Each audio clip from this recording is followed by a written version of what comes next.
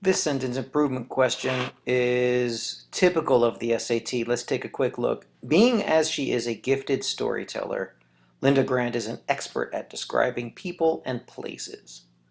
Okay, well, right away you should see, just as a general reader of English, that being as she is a gifted storyteller is clumsy and wordy. And one of the things they mention in the directions is usage, and that they'll talk about improving the sentence using usage and just general practices of standard written English. And this is one of those cases. Now, there are things wrong with the part that's underlined that are grammatically wrong.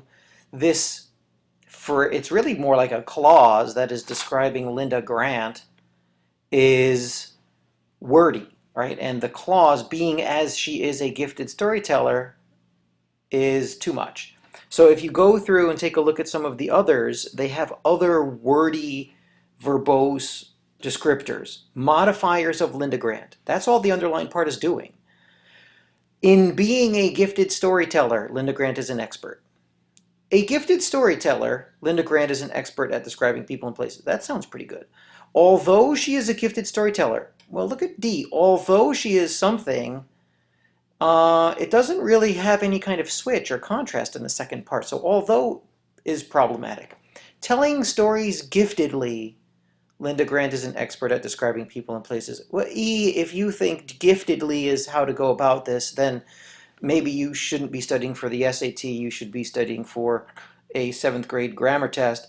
But you have a horrible choice in E, the incorrect feeling and tone with although for D. At minimum, E and D are out. As usual, you can get rid of some of these quickly. A, I think, is also out. The best two are B and C.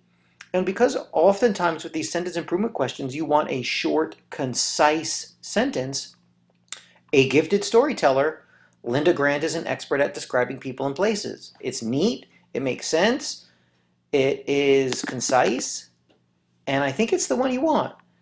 Also, look what you could do. Linda Grant, comma, a gifted storyteller, comma, is an expert at describing people and places. All they've done is put it in the front to kind of muddy the waters and make it seem a little more difficult and a little less accessible.